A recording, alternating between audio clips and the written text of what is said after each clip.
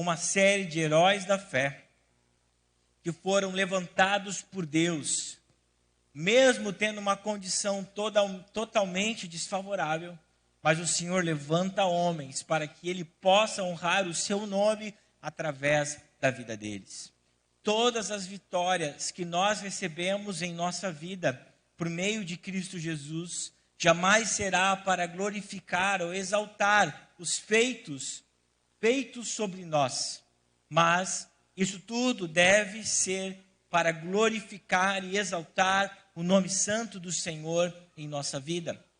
Jesus disse que nós faríamos obras maiores que Ele fez, não com o objetivo de levantar, erguer, exaltar homens, mas que esses milagres, esses sinais, nos dias que nós estamos vivendo, nos dias que passaram e aqueles que virão, não para exaltar nomes, mas para que o nome santo de Jesus seja glorificado. Hebreus capítulo 11, versículo 32 em diante, diz o seguinte: quanto mais preciso dizer, levaria tempo para falar sobre a fé que Gideão, Baraque, Sansão, Jefté, Davi, Samuel e os profetas tiveram. Pela fé, eles conquistaram reinos, governaram com justiça e receberam promessas. Fecharam a boca de leões, apagaram chamas de fogo e escaparam de morrer pela espada. Sua fraqueza foi transformada em força. Tornaram-se poderosos na batalha e fizeram fugir exércitos inteiros. Mulheres receberam de volta seus queridos que haviam morrido. Outros, porém, foram torturados, recusando-se a ser libertos, e depositaram sua esperança na ressurreição para uma vida melhor. Alguns foram alvo de zombaria e açoites, e outros acorrentados em prisões. Alguns morreram apedrejados, outros foram cerrados ao meio, e outros ainda mortos à espada. Alguns estavam vestidos com peles de ovelhas e cabras, necessitados e afligidos e maltratados. Este mundo não era digno deles. Vagaram por desertos e montes, escondendo-se em cavernas e buracos na terra. Todos eles obtiveram aprovação por causa da sua fé. No entanto, nenhum deles recebeu tudo o que havia sido prometido, pois Deus tinha algo melhor e preparado para nós, de modo que, sem nós, eles não chegassem à perfeição. Pai, essa é a tua palavra, e nós o louvamos pela tua palavra. Somos gratos porque, por inspiração divina, o Senhor traz a esse autor, que nem nome nós temos do livro de Hebreus, tanta inspiração. E o capítulo 11 gera tanta fé em nosso coração para nós não sucumbirmos diante das aflições da vida. Que jamais nós venhamos deixar de te amar e de servir, assim como os heróis da fé não deixaram. Nós colocamos a nossa esperança em ti. E a minha oração é que os corações que estão aqui e sejam terra fértil para que a tua palavra seja germinada e traga uma multiplicação de frutos em nome de Jesus. Igreja, nós vimos através do recorte desse texto agora apontando o escritor aos Hebreus falando sobre algo muito desafiador na nossa vida. Lembrando que os leitores dessa carta, os irmãos hebreus, judeus convertidos a Jesus, estavam passando por inúmeras perseguições e estavam prestes a declinar na fé. Então, como o escritor aos Hebreus fala para homens que conheciam a história dos israelitas, eram pessoas judias, conheciam o Pentateuco, conheciam além dos escritos sagrados, conheciam também a história do seu povo. Então, o escritor aos Hebreus, nessa parte da carta, começa a falar sobre uma grande dificuldade que nós podemos ter em permanecer em fé quando os desafios da vida são colocados à nossa frente. O maior teste, a maior provação de fé é quando nós olhamos os nossos desafios. Mas o grande problema que nós temos, e isso é muito culpa daquelas pessoas que pregam um evangelho enganador, aonde tudo é triunfalismo, grande vitória nas coisas terrenas tiram o foco daquilo que nós precisamos focalizar a nossa fé. Veja que o escritor aos Hebreus, ele não começa a falar aqui sobre uma glória terrena, mas ele fala sobre uma glória futura, que todo aquele que é crente em Cristo Jesus um dia terá. O foco das Escrituras Sagradas não é um triunfalismo sobre todos os nossos problemas, pelo contrário, nós precisamos compreender que teremos inúmeros problemas, inúmeros desafios, que até muitas vezes vamos pensar em desistir, mas há uma graça de Deus sobre a nossa vida quando nós estamos em fé e quando chegam esses dias que desafiam a fé que nós temos em Jesus.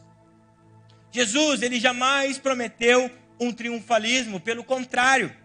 No Evangelho conforme João, no capítulo 16 e no versículo 33, Jesus, ele diz: eu lhes falei tudo isso para que tenham paz em mim. Então, com letras garrafais, nós precisamos ler agora o que Jesus disse. Aqui no mundo, vocês terão aflições, mas animem-se, pois eu venci o mundo. Tendo em vista tudo que nós, o seu povo, aqueles que foram chamados em Cristo Jesus, entregaram a sua vida a Ele, tendo em vista nós e os problemas que nós enfrentaríamos por causa desse mundo caído, por causa do pecado, Jesus nos alertou que as aflições poderiam nos alcançar no corpo, na alma e no espírito. Então Jesus, ele não promete aqui, eu lhes falei tudo isso para que tenham paz. Ele não disse que teriam aflições e vocês venceriam todas elas. Pelo contrário, ele diz, terão aflições. O apóstolo Tiago, na sua epístola, no capítulo 1, ele diz que nós vamos ter várias provações. Então nós compreendemos isto, que Jesus, a pregação de Jesus e dos apóstolos, a doutrina dos apóstolos nos deixa claro isso. Nós não podemos confundir uma glória que nós esperamos aqui na terra com a glória futura que nós teremos em Cristo Jesus quando formos salvos por Ele. O grande problema é que nós pensamos nesse triunfalismo quando viemos para a igreja, que tudo vai acabar, que os problemas vão acabar, que as situações adversas vão acabar, que eu jamais serei logrado, entre outras coisas. Isso é confundir a glória futura com a glória terrena.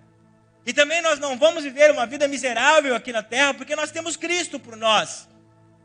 Mas não podemos focar apenas em pontos de triunfalismo em nossa vida. Então Jesus diz, vocês terão aflições, mas o consolo está aqui, eu venci o mundo. Jesus não disse que nós vencemos o mundo, mas que Ele venceu o mundo.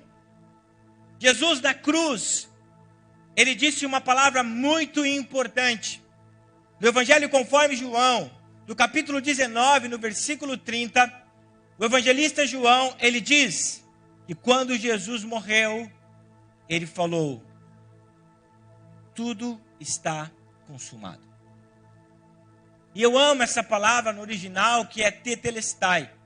Jesus estava dizendo, a dívida do pecado de todo mundo está paga. Eu coloquei liquidação, eu paguei a dívida deles. Eu coloquei ponto final, não pode ser mais cobrada. Todos aqueles que estão em Cristo Jesus, que estão em mim, se apropriaram da salvação, têm a sua dívida do pecado paga. Então é isso que Jesus está dizendo, terão aflições, mas calma, eu estou com você. Nós não podemos olhar as aflições e pensar que Jesus está ausente na nossa vida, quando nós estamos passando dias difíceis. E exatamente o versículo 32 até o 40 de Hebreus 11 vai nos mostrar isso. As aflições ferrenhas da vida. Através desses heróis da fé, que nós vamos falar daqui um pouco mais. Existe um comentário de Augusto Nicodemos. Em cima do capítulo 11 de Hebreus, ele faz 6 conclusões em relação a esse capítulo. E uma delas é o seguinte: a fé nem sempre nos livra de problemas, angústias, sofrimentos e adversidades. Nós estamos em um corpo físico, em um mundo pecador, em um mundo caído. E a fé que nós temos em Cristo Jesus, muitas vezes não vai nos livrar desses dias difíceis. Mas nós teremos fé capacitadora para passar por esses dias de aflições da nossa vida. Então esse comentário que eu trouxe para vocês nessa introdução deve abrir o nosso entendimento que mesmo que nós não sejamos livrados de muitas angústias e sofrimento, existe uma promessa do Senhor sobre a nossa vida. Antes de Jesus ascender aos céus, Mateus 28, versículo 20, na parte B, Jesus disse: eis que eu estarei convosco todos os dias. Fala comigo, todos os dias. E quando nós falamos todos os dias, igreja, nós falamos em dias de aflições. Nós falamos em dias que nós não compreendemos o que está acontecendo. Nós falamos em dias que nós não gostaríamos de estar aqui nessa terra vivos, de tamanha ferrenha situação que nós estamos vivendo. Mas existe uma promessa que por mais que nós estejamos aqui nessa terra, Ele estará conosco todos os dias. Quem sabe os nossos olhos não olharão para aquele momento que Cristo está conosco, mas Ele está, Ele está, Ele está. E ter fé nesses dias de sofrimentos é um grande desafio que nós, crentes em Jesus, vamos ter durante toda a nossa jornada de fé.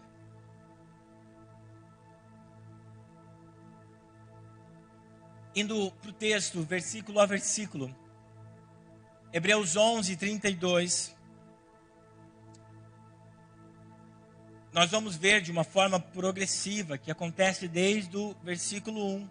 Primeiro falando sobre os primeiros homens, Caim, Abel, melhor dizendo, falando sobre Noé, falando sobre Enoque, depois ele vai indo para os patriarcas, chega a Moisés e agora ele fala sobre grandes heróis, que foram exemplos para a nação de Israel. Então ele diz: quanto mais preciso dizer, essa lista que eu trouxe para vocês antes já é lista de grandes homens. Então ele disse: deixa eu falar mais um pouco para vocês. Levaria muito tempo para falar sobre a fé de Gideão, de Baraque, de Sansão, de Jefté, de Davi, Samuel, e que os profetas tiveram. Pela fé, eles conquistaram reinos, governaram com justiça e receberam promessas, fecharam a boca de leões. De forma, ou querendo exaltar os feitos de Deus, o autor traz à memória grandes homens para a nação de Israel. Mas esses grandes homens que nós focamos os seus feitos, têm algo muito similar ao outro. Esses homens que ele citou em primeiro momento, eram menores, ou em situações inferiores, desfavorecidos, que tiveram fé para vencer as batalhas, em meio a uma geração apostata e que não glorificava o Senhor. Então, quando ele traz essa lista de heróis da fé, aí que está o grande problema nossa igreja. Nós só olhamos para as pessoas quando elas estão em glória. Nós só queremos chegar aonde as pessoas estão e não olhamos a trajetória, e não olhamos a jornada, não olhamos o preço que foi pago para estar ali. Olhamos para a história de Davi, olhamos apenas como grande rei Davi, não olhamos tudo que ele passou até chegar ao trono. Quando nós olhamos a história desses homens trazidas pelo escritor aos Hebreus, ele vai focar que eles eram menores, eles eram incapazes de fazer o que eles fizeram. Mas eles fizeram por causa da fé que estava na vida deles, no seu Deus, o Senhor dos Senhores. O Senhor nos escolhe com a nossa inferioridade, com a nossa incapacidade, para Ele mostrar que é Deus em nossa vida. O Senhor escolhe os menores e os torna maiores, para Ele mostrar que Ele é o Deus que faz milagres e opera maravilha na vida daqueles que ninguém dá nada por eles. É isso que o escritor aos Hebreus está mostrando. Ele estava falando para um povo que estava sendo perseguido, um povo que estava sendo expulso da sua terra. Ele dizia certamente: embora vocês sejam desfavorecidos, embora vocês estejam à margem da sociedade, mas eu quero trazer a memória de vocês sobre homens como Gideão, homens como Sansão, homens como Jefté, que não eram nada, mas Deus exaltou o nome deles para a glória do seu nome. É isso, igreja, são situações complexas e adversas que acontecem conosco para que o nome do Senhor Jesus seja exaltado. Homens desfavorecidos. E desses homens eu quero falar sobre 3 de uma forma rápida. No livro de Juízes, capítulo 6, versículo 11... até o capítulo 8, 32, fala sobre um homem chamado Gideão. É bem interessante que na narrativa de Juízes, o autor, ele deixa claro que Gideão, ele era o mais inferior da sua casa. E a tribo de Gideão era menos favorecida para ser levantada por Deus, para derrubar os midianitas, que eram opressores de Israel. Os midianitas eram tão cruéis para o povo de Israel, que eles esperavam a colheita, o tempo da colheita, vinham com os seus exércitos, com o seu poderio, e devastavam o campo da nação de Israel.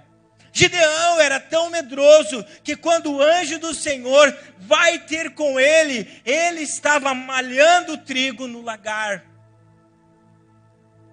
Lagar não é lugar de se malhar o trigo. Lagar é o lugar de pisar a uva para fazer o vinho. Sabe, igreja, esse é o Deus que nós servimos. O Deus que muitas vezes nós estamos vivendo situações desfavoráveis, mas quando o Senhor nos chama, nós precisamos entender que não será nós que precisamos guerrear as guerras que Ele vai nos dar em nossa mão, porque Ele é o Senhor dos exércitos, nós somos apenas os seus soldados. Gideão, com 300 homens, venceu um exército de 135 mil homens. E quando o Senhor faz todo o crivo, todo o funil dos soldados de Israel, que Gideão chamou, ele deixa algo bem claro no versículo 7 de Juízes. Eu estou passando vocês no crivo. Eu estou deixando vocês praticamente em desvantagem, como gafanhotos em meio a gigantes, porque eu vou vencer e as pessoas vão glorificar o meu nome, as pessoas vão ver que o Deus de Israel venceu a batalha. A fé que nós depositamos em Jesus, em Deus, não é para que a exaltação aconteça em nós, mas a fé que nós depositamos em Cristo Jesus é para que Ele seja glorificado pelos seus feitos em nossa vida. O texto bíblico também fala sobre Baraque. Baraque, ele era um comandante de um exército da juíza Débora. Baraque, ele venceu com 10 mil homens, um grande exército que tinha tanques de guerra. O exército que tinha esses tanques de guerra de Cícera, 900 tanques que eram temidos em toda a região. Eles sabiam que era indestrutível, que eram tanques que não eram vencidos. E o Senhor usou um homem uma nação pequena para vencer uma fortaleza que era intransponível. Deus nos mostra, através desses exemplos que o autor aos Hebreus está mostrando, que não existe força contrária que pode derrubar aqueles que estão em Cristo Jesus. O maior alvo desses perseguidores, ou o principal alvo desses perseguidores, era fazer com que Israel deixasse a fé em Jesus. Sabe, igreja, nós precisamos olhar para a nossa incapacidade, para o tamanho daquele problema que muitas vezes surge. E nós temos a promessa de ter Cristo conosco todos os dias. E que por mais ferrenha que seja a prova da nossa fé, nós temos a certeza que Ele está conosco. E um dos comentários conclusivos de Augusto Nicodemos também, sobre Hebreus 11, é: boa parte dos heróis da fé são pessoas desconhecidas. Deus usou homens desconhecidos para fazer grandes feitos em seu nome. Não vamos olhar mais para a inferioridade de quem nós somos, a incapacidade que nós temos para continuarmos persistentes, mas vamos olhar para o Deus que está conosco, para o Deus que prometeu que vai conosco na batalha. Tiago, no capítulo 1 da sua epístola, diz que as provações geram em nós perseverança. Então, igreja, vamos olhar para Jesus, vamos olhar para tudo aquilo que Ele nos prometeu. Somos inferiores, somos como gafanhotos muitas vezes entre gigantes, mas nós temos um Deus que guerreia por nós. Olha para o seu irmão e diga: você tem um Deus que guerreia por você. Versículo 34 e 35 é muito interessante, porque ele traz a alusão, o escritor aos Hebreus, sobre 3 homens. Ele fala de uma forma indireta, mas também direta. Porque ele diz o seguinte: apagaram chamas de fogo, escaparam de morrer pela espada, sua fraqueza foi transformada em força, tornaram-se poderosos na batalha e fizeram fugir exércitos. Mulheres receberam de volta seus queridos que haviam morrido. Outros, porém, foram torturados, recusando-se a ser libertos e depositaram a sua esperança na ressurreição para uma vida melhor. Entre tantas lembranças nesse trecho, que está relacionado à ressurreição, perseguições ferrenhas, o autor fala sobre 3 homens chamados Sadraque, Mesaque e Abidnego, que diante do rei Nabucodonosor, não retrocederam na sua fé e foram lançados na fornalha, mas eles não viram o fogo consumir a sua vida, porque Deus estava com eles. E quando nós olhamos na narrativa bíblica do profeta Daniel, nós vamos ver que aqueles homens estavam sendo desafiados em deixar a sua fé no Deus de Israel.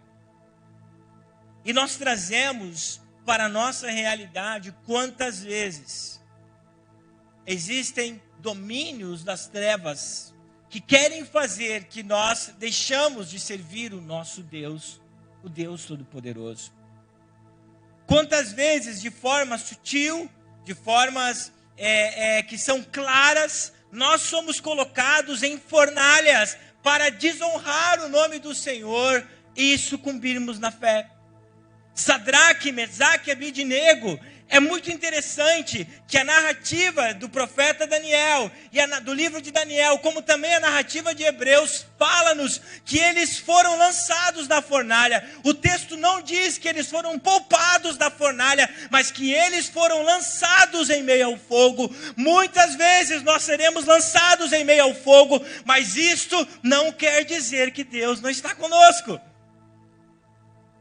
A narrativa diz que eles foram lançados da fornalha, e o que o escritor aos Hebreus diz para nós, eu acho incrível, que a fé deles apagou as chamas. A fé que nós temos em Cristo Jesus, quando nós estamos em fornalhas da vida, faz com que, por mais difícil que esteja, o fogo não nos consuma. O fogo não tem poder de queimar a nossa vida. Eles não foram livrados da fornalha, mas o fogo não teve poder de consumir. Na verdade, quando nós estamos na fornalha, o fogo que vem sobre nós é para nos purificar e deixar mais parecido com Cristo. Esse é o propósito de Deus. Se nós estamos em meio ao mar, se nós estamos em meio a uma fornalha, o texto bíblico disse que aparece um quarto homem que é semelhante ao Filho dos deuses, e ele estará nos protegendo de todas as obras do inimigo. Ele está conosco, igreja. O Emanuel está conosco em dias desafiadores da nossa vida. Existem fornalhas, mas a fé que nós temos em Cristo Jesus fará com que nós não venhamos nos dobrar para Nabucodonosor. Que nós não venhamos nos dobrar para as aflições da vida. Elas são inevitáveis. Elas são inevitáveis. Mas nós temos a promessa do Cristo conosco. Nós temos a promessa do quarto homem que está conosco na fornalha. O versículo 36 até o 38 fala sobre uma fé diante dos sofrimentos. Aqui nós não encontramos em uma narrativa bíblica o que o autor traz à memória. Mas nós encontramos em um livro apócrifo, que é Macabeus, quando ele traz à memória do povo de Israel o sofrimento que eles tiveram. Quando eles estavam sob domínio de um imperador terrível, cerca de 170 anos antes de Cristo. Antíoco Epifânio foi um homem que perseguiu a nação de Israel, para que eles deixassem a fé no Deus de Israel de uma forma terrível. O texto nos diz o seguinte: alguns foram alvo de zombaria, açoites, e outros acorrentados em prisões. Alguns morreram apedrejados, outros foram cerrados ao meio, e outros ainda mortos à espada. Alguns andavam vestidos com peles de ovelhas e cabras, necessitados, afligidos e maltratados. Este mundo não era digno deles. Vagaram por desertos, montes, escondendo-se em cavernas, buracos na terra. O tempo que os judeus passaram em 170 anos de Cristo foi terrível. Eles eram obrigados a comer carne de porco, eles eram torturados, eles eram totalmente ridicularizados, tiveram mortes terríveis, mas muitos não sucumbiram na fé. Como ele fala para judeus aqui, o escritor aos Hebreus, certamente eles trazem à memória o quanto o seu povo sofreu, mas eles não abandonaram o Deus de Israel. E quando eu entrei no palco e o ministério estava cantando, me veio à memória uma aula que eu tive o ano passado na faculdade sobre tópicos em Bíblia. E aquilo me chamou muita atenção, eu não havia pensado sobre isso.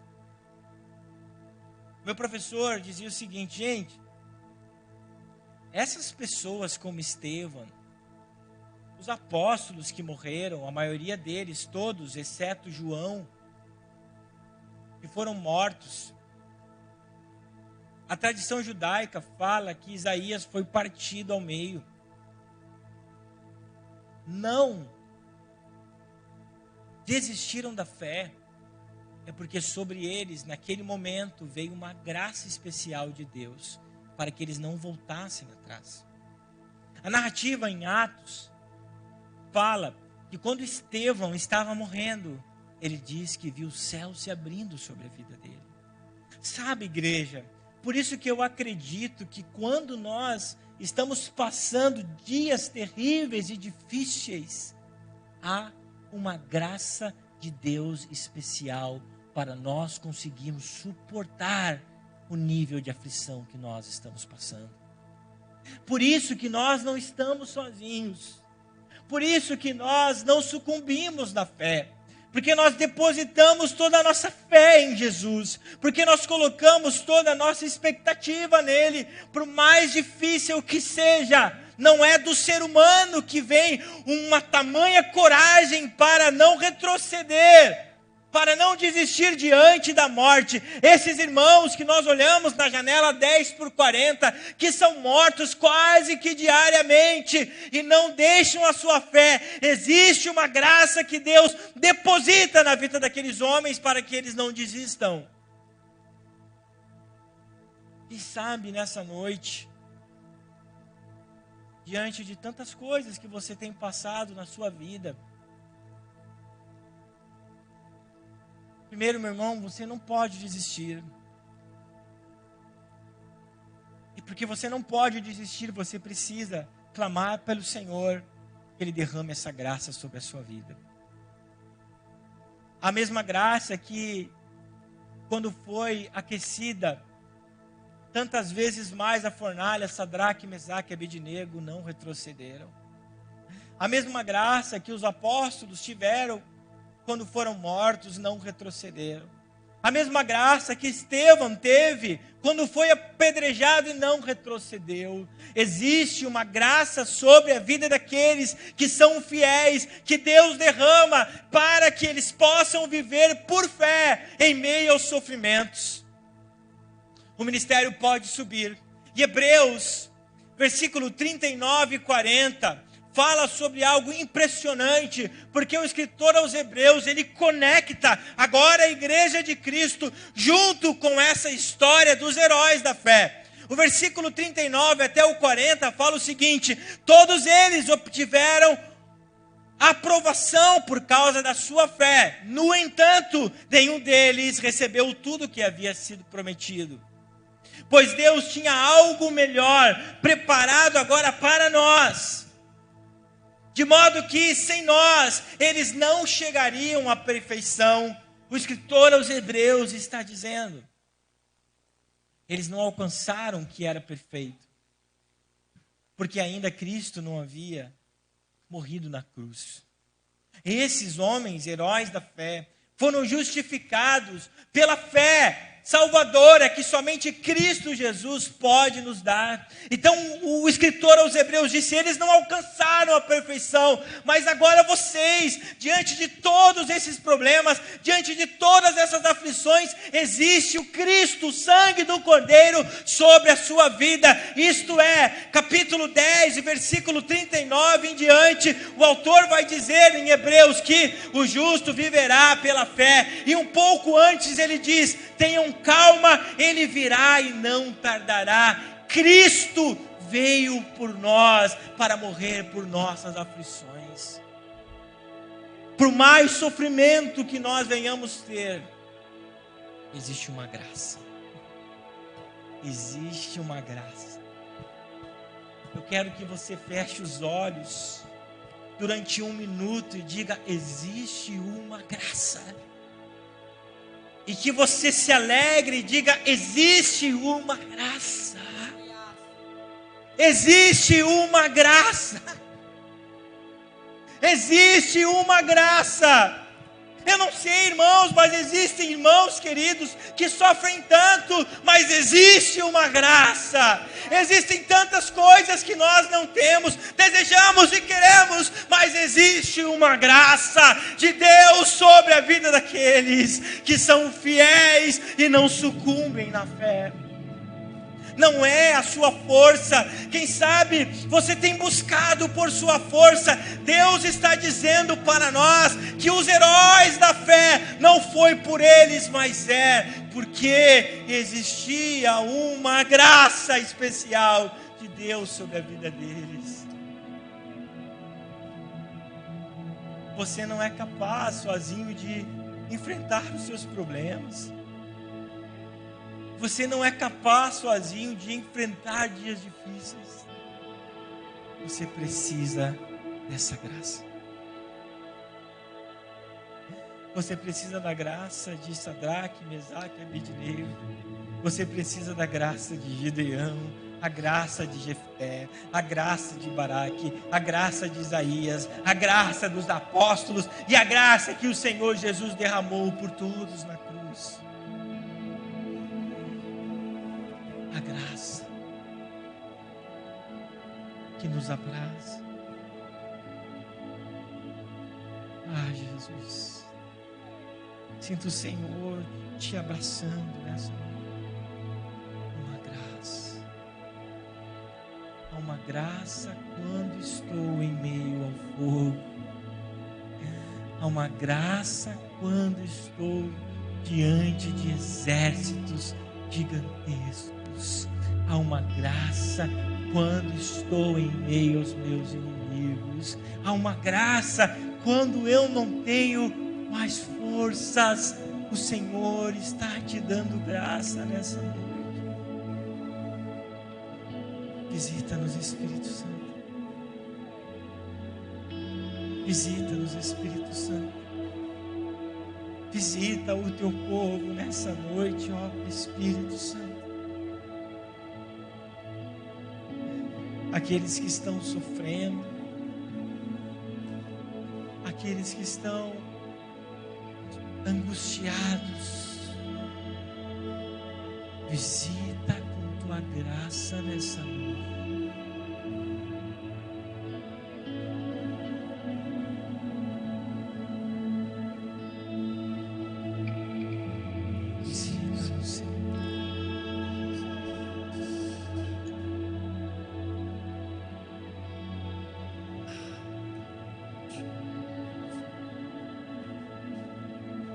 Visita-nos.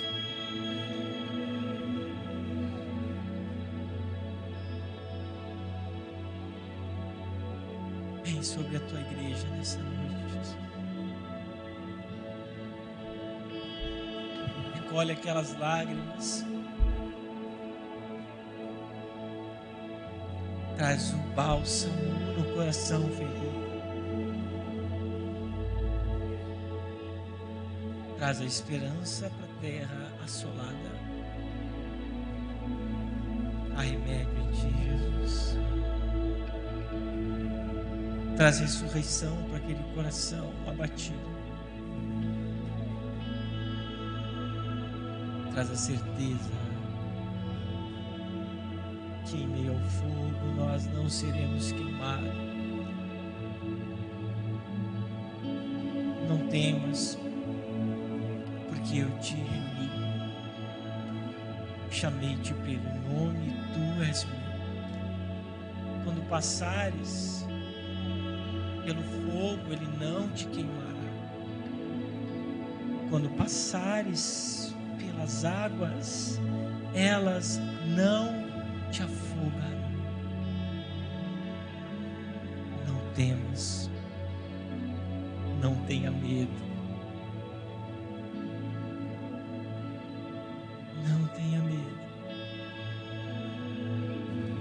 O Senhor é meu pastor e nada me faltará.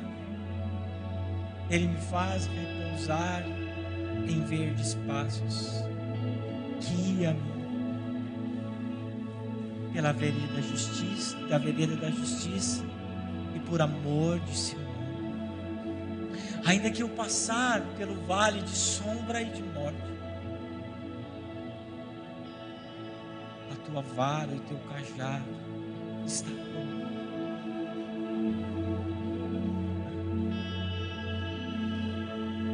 Há uma graça sobre a tua vida nessa noite.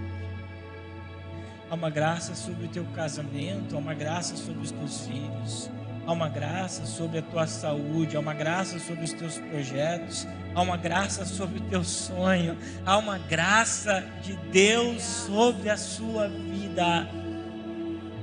Há uma graça, não é a sua força, não são os seus talentos, não é a força resiliente que você tem para se levantar, mas é a graça de Deus todos os dias sobre a sua vida. Não é por você.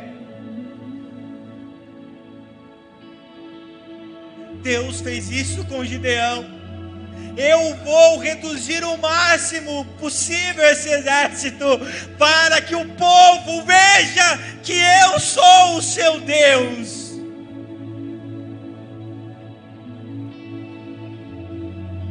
Os menores, os mais inferiores, os mais desfavorecidos, há uma graça.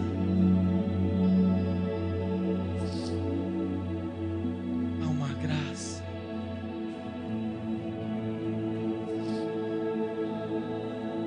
Sinta o toque do Espírito Santo sobre a sua vida.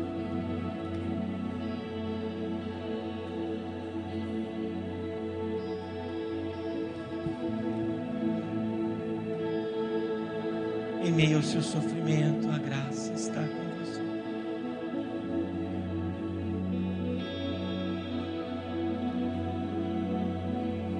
A graça. Se coloque de pé e ore ao Senhor. Adore ao Senhor.